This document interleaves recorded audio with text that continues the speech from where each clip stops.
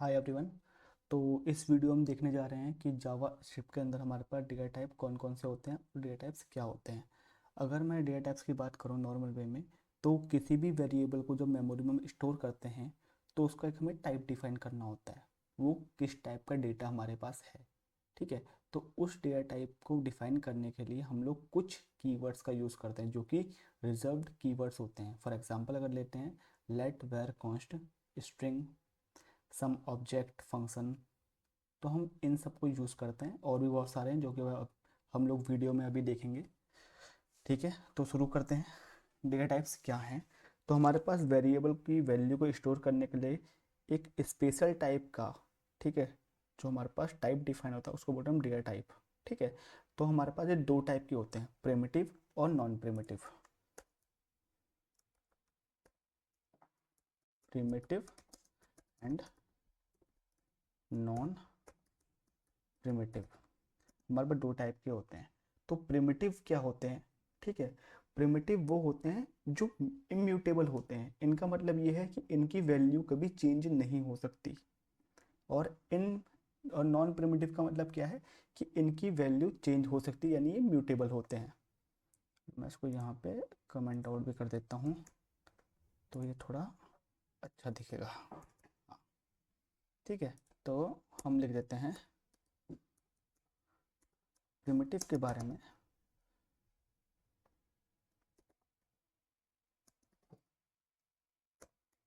Data type which is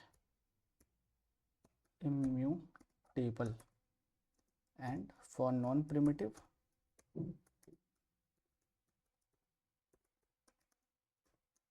the data type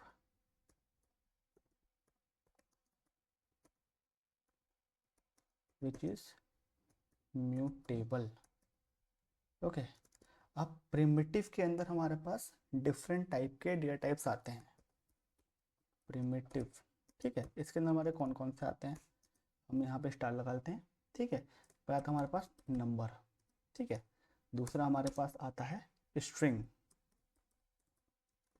ठीक है। तीसरा हमारे पास आता है बूलियन।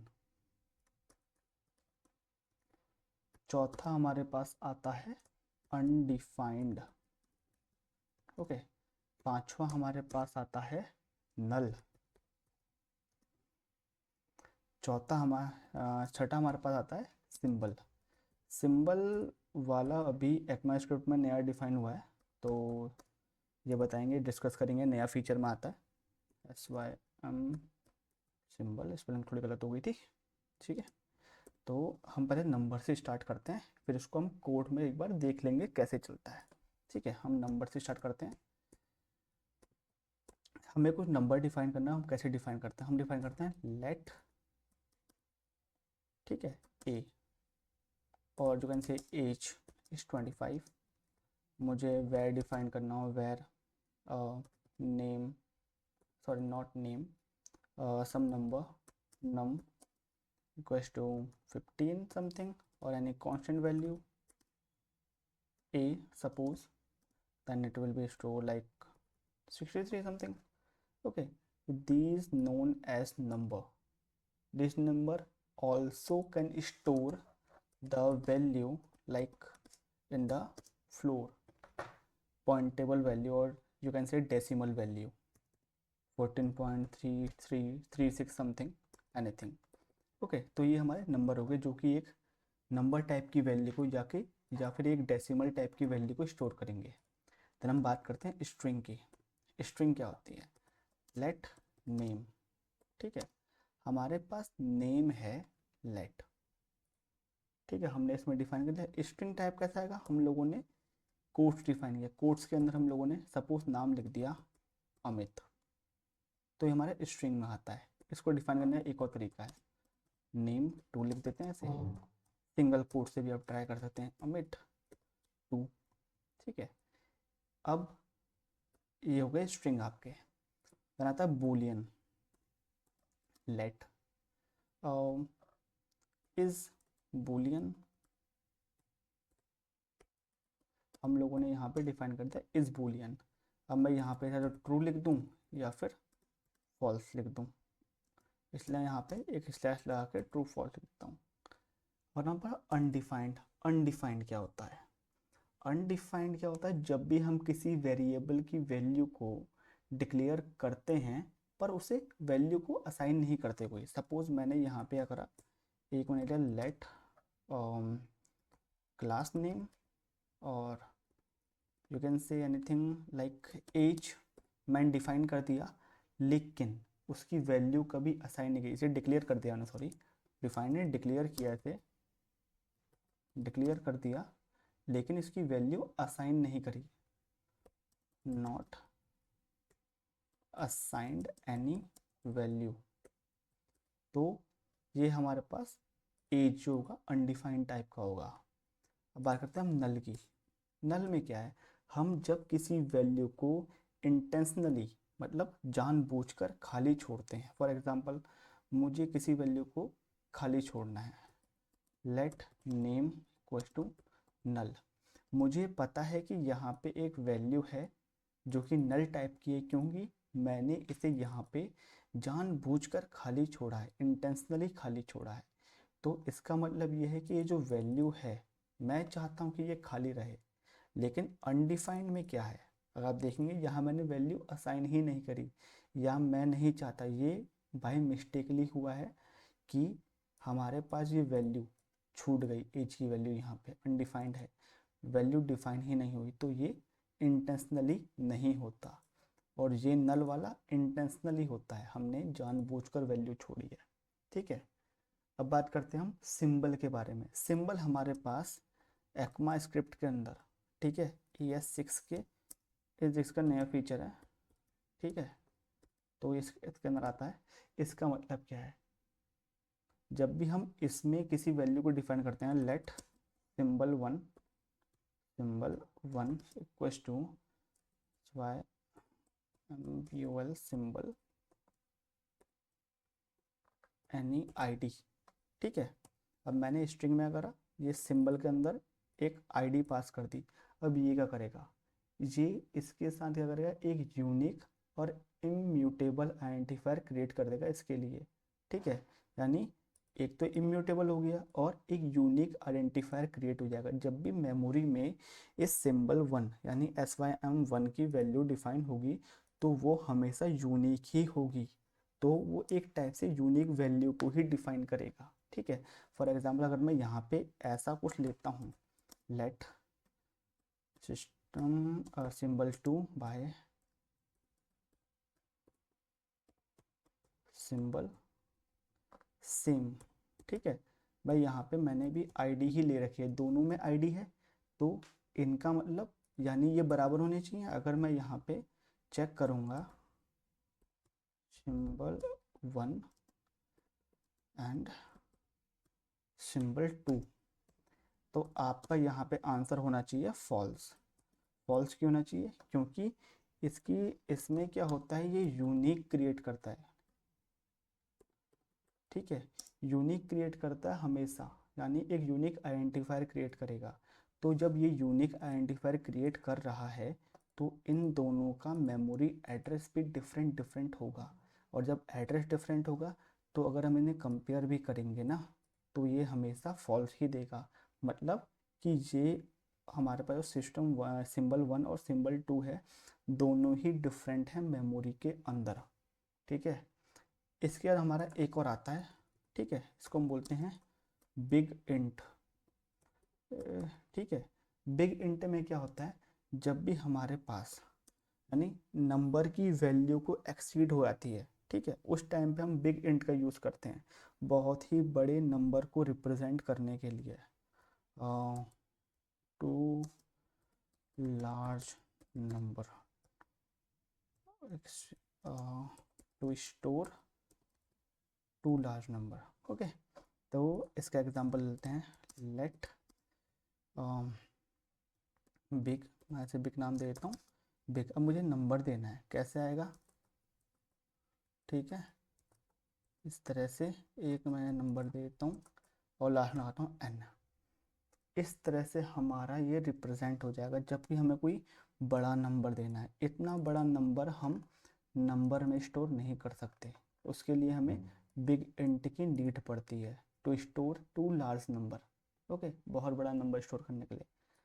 अब हम नेक्स्ट बात करते हैं नॉन प्रिमिटिव की। ठीक है, नॉन प्रिमिटिव क्या होते हैं? नॉन प्रिमिटिव क्या होते हैं कि वैल्यू में रेफरेंस की फॉर्म में स्टोर होते हैं आपके।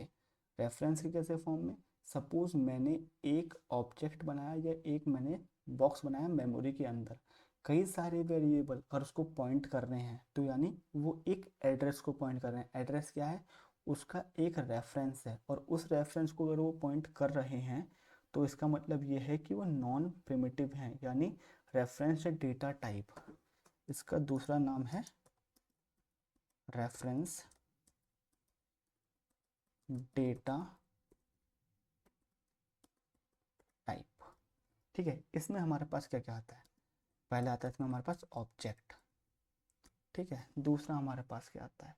दूसरा आता है हमारे पास में एरे। तीसरा हमारे पास क्या आता है? तीसरा आता है हमारे पास फंक्शन। ठीक है, चौथा हमारे पास क्या आता है इसमें? बस तीन ही आते हैं। तो अगर हम ऑब्जेक्ट की बात करते हैं, ऑब्जेक्ट क्या होता है? नॉर्मली हम अगर मल्टीपल डेटा टाइप को स्टोर करते हैं तो उनको स्टोर करने के लिए हमें एक ऑब्जेक्ट चाहिए होता है। तो जो हम एक बॉक्स यूज़ करते हैं उसे बोलते हैं ऑब्जेक्ट। इसमें हमारे पास मल्टीपल टाइप्स के डेटा टाइप्स होते हैं। फॉर एग्जांपल, अगर मुझे एक नंबर भी उसके अंदर है, नंबर भी रख सकता हूँ। एक मुझे स्ट्रिंग रखनी है, स्ट्रिंग भी रख सकता हूँ। कोई सी भी वैल्यू उसके अंदर रखना हो, यानी एक ऑब्जेक्ट के अंदर ऑब्जेक्ट भी रख सकता हूँ, एक फंक्शन भी रख सकता हूँ, एक एरे भी रखता हूँ, सब कुछ रख सकता हूँ उसके अंदर। तो एक स्पेशल टाइप का हमारे पास डेटा टाइप है ऑब्जेक्ट। ठीक है, इसको देखते हैं डिफाइन कैसे करते हैं। डिफाइन करने के लिए लेट, मैंने ओबीजे लिखा है यहाँ पे। डिफाइन करने के लिए हमें क्या चाहिए? करली ब्रैकेट्स चाहिए। अब ये स्टोर कैसे करता है? ये स्टोर करता है की वैल्यू के फॉर्मेट में, यानी की कॉलन उसकी वैल्यू। अब ये की है, उसकी वैल्यू है। की हमेशा यूनिक रहेगी ऑब्जेक्ट के अंदर, और वैल्यू भले ही सेम हो सकती है, कोई फ़र्क नहीं पड़ता, लेकिन ये रहेगी। अगर मैं इसको नॉर्मली दिखाऊं, मैं करूं नेम अमित, एज 25। ठीक है, देन नॉर्मली कर, तो ये हमारा हो गया ऑब्जेक्ट। इस तरह से हम एक ऑब्जेक्ट को डिफाइन कर सकते हैं। ठीक है, देन हम बात करते हैं एरे की। एरे क्या है हमारे पास? एरे में हम लोग एक ऑर्डर में कलेक्शंस को या आइटम्स को स्टोर करते हैं। ठीक है, एक ऑर्डर में कैसे करेंगे? लेट, ठीक है, फ्रूट्स, फ्रूट्स। ठीक है, मैं कर लिया एप्पल, एप्पल, मैंगो। ठीक है, हमारे पास दो आ गए। अगर कोई ये कहता है कि इसमें हम लोग क्या, इसमें हम लोग एक ऑब्जेक्ट भी स्टोर कर सकते हैं, बिल्कुल हाँ कर सकते हैं। ऑब्जेक्ट इसके अंदर स्टोर कर सकते हैं। एग्जांपल, मैं यहाँ पे ऑब्जेक्ट ले लेता हूँ नेम सुमित। ठीक है, वो ये बोलते हैं यहाँ पे मैं एक नंबर शो कर सकता हूँ, बिल्कुल कर सकते हैं, नंबर भी हम लिख सकते हैं यहाँ पे। तो हम यहाँ पे डिफरेंट टाइप के डेटा टाइप को स्टोर कर सकते हैं विद इन अ ऑर्डर। इसका ऑर्डर कहाँ डिफाइंड होगा? ऑर्डर स्टार्ट होगा इसका ज़ीरो से। फॉर एग्जांपल, अगर मुझे एप्पल का बताना है, फ्रूट, अगर मैं इसे एक्सेस करना चाहता हूँ, कैसे करूँगा? FRU फ्रूट्स, कैसे करूँगा? फ्रूट ज़ीरो पे हमारा कौन सा आएगा? हमारा आएगा apple, apple. Similar, fruits one पे mango, and fruits, fruits two पे हमारा क्या आएगा? एक ऑब्जेक्ट आएगा। ठीक है, ऑब्जेक्ट का नाम होगा नेम सुमित, हमारा ये ऑब्जेक्ट आएगा। ठीक है, अब आ करते हैं फंक्शंस की। फंक्शंस क्या हैं? किसी भी प्रोसेस को करने के लिए या किसी भी एक सेट ऑफ इंस्ट्रक्शन को फॉलो कराने के लिए जो हम एक ब्रैकेट या एक बॉक्स का यूज़ करते हैं, नॉर्मल वे में कहूँ तो एक बॉक्स या एक कमांड का यूज़ करते हैं, उसे बोलते हैं फंक्शन।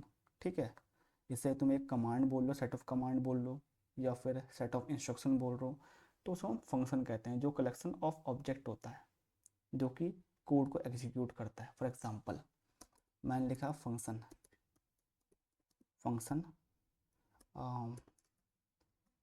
से हेलो, मैंने लिखा से हेलो, यहाँ लिखा मैंने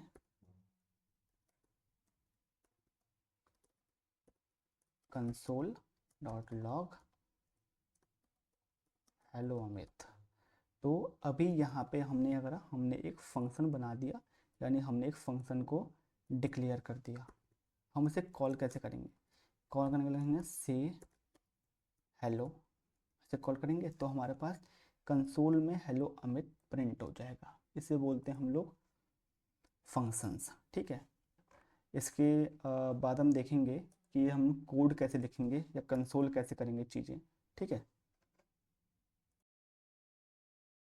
तो अब हम थोड़ा इसमें कोड रन करके देख लेते हैं कैसे कैसे चलता है। ठीक है, तो पहले मैं लेता हूँ एक नंबर टाइप का एज 25, मुझे कंसोल करना है, कंसोल करूँगा कंसोल डॉट लॉग, इसके अंदर मैं एज पास कर दूँगा। एज पास करने के बाद यहाँ पे मेरे पास रन का बटन है, रन कोड क्लिक करूँगा, आप यहाँ देख सकते हैं यहाँ 5 आ गया, ये 25 आ गया। ठीक है, तो ये एग्जीक्यूट हो गया, ये एक नंबर टाइप का है। मैं सेम लेता हूँ एक और, लेट प्राइस, ठीक है 25.99, sorry caps number locks was of.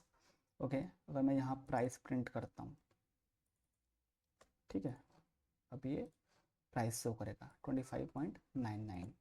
Then string define करते हैं, let name equals to Amit. ठीक है, अगर हम यहाँ पे स्ट्रिंग डिफाइन कर देते हैं तो अब ये आपको नेम भी शो करेगी, नेम। इसकी बजाय हम क्या करते हैं, हम एक ऑब्जेक्ट को ही कंसोल कर लेते हैं। क्यों, क्योंकि हमारे पास सारे के सारे वेरिएबल यहाँ पे आ जाएंगे। एज आ गई, प्राइस, देन हमारे पास नेम, ठीक है, नेम, नेम आ गया।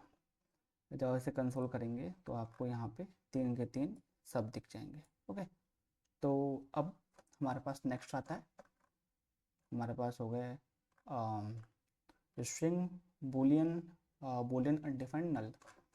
लेट्स सी बूलियन के let bool equals to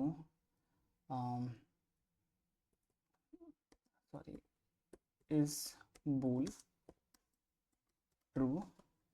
So if I click console here, is bool, you can see in the terminal, age 25, price 25.99, name Amit, is bool true। तो हमारे पास boolean भी आ गया। अब करते हैं हम डिफाइन एक undefined value, suppose class, it's not a keyword, it's a keyword, so we can use some name to we can define. So if I define here name 2, so you can see here this value is undefined because this value will be not defined by ourselves, तो ये value हमारी undefined आएगी। अगर हम कोई value intentionally define नहीं करते हैं, सपोज मैं नेम 3 ले लेता हूँ, मैं इसको नल दिखा देता हूँ यहाँ पे, तो अगर आप देखेंगे ऐसे नेम 3 को, तो ये आपको दिखेगा कि एक इंटेंशनली हम लोगों ने इसे नल किया है, तो ये आपको नल दिखाया जाएगा। ठीक है, हमारे पास ये हो गए। अब हम बात करते हैं, नल हो गया symbol big int. Big int का सिंपल एग्जांपल यही है, हम इसी को कॉपी कर लेते हैं, बिग इंट का आ गया, ये रहा बिग इंट का, हम इसे कॉपी कर लेते हैं और ये नीचे को हम वही प्रिंट कर देंगे। ठीक है, मैं इसको यहाँ पे बिग लिख दूँ अगर, तो आप यहाँ पे इसे बिग को देख सकते हैं, ये रहा आपका बिग इंट। ठीक है, बिग इंट आपका कंसोल हो गया है। अब नेक्स्ट हमारे पास है object and array and function. तो ऑब्जेक्ट हम लोग यहीं डिफाइन कर देते हैं, एक सिंपल सा object, let info name equals to Amit, okay, age 25. This is enough from for now. If I click info and done, you can see here हमारे पास इन्फो के अंदर भी नेम आ गया और एज आ गया, यानी हमारे पास ऑब्जेक्ट बन गया। अब मुझे एक फंक्शन करना है, यहाँ पे क्लिक। फंक्शन कैसे बनेगा? फंक्शन से हेलो, ठीक है। अब से हेलो मैं करूँगा console dot log hello Amit, okay. अब मुझे इसे कॉल करना है। कॉल कैसे करूँगा? से नीचे जाऊँगा, यहाँ पे से कॉल कर दिया मैंने, से हेलो। क्लिक करूँगा, यहाँ पे आप देख सकते हैं हमारे पास ये जो कंसोल हमने किया था, एक तो ये आ गया, दूसरा हमारा जो फंक्शन कॉल किए थे हमारे पास फंक्शन आ गया, ठीक है। हमारे पास अब क्या बचा? एक एरे हमारे पास छूट गया है शायद, हाँ एक एरे छूट गया हमारे पास, उसको डिफाइन कर देते हैं। ऑलरेडी हमने डिफाइन किया था, इसी को ले लेते हैं। हमने एरे भी यहाँ पे प्रिंट करा के देख लेते हैं कि एरे कैसे प्रिंट होता है, ठीक है। तो हम इसी के नीचे प्रिंट कर लेते हैं फ्रूट्स को, फ्रूट्स क्लिक करेंगे। देन आप यहाँ देख सकते हैं फ्रूट्स आ गए। हमने जहाँ पे एक डिफरेंट टाइप का, लाइक हमने स्ट्रिंग भी ली थी, नंबर भी लिया था, एक ऑब्जेक्ट भी ले लिया था। तो आप इस तरह से डिफाइन कर सकते हैं array. Okay, thank you so much. Video अगर अच्छी लगी हो आपको लाइक करें और शेयर करें अपने दोस्तों के साथ। Thank you.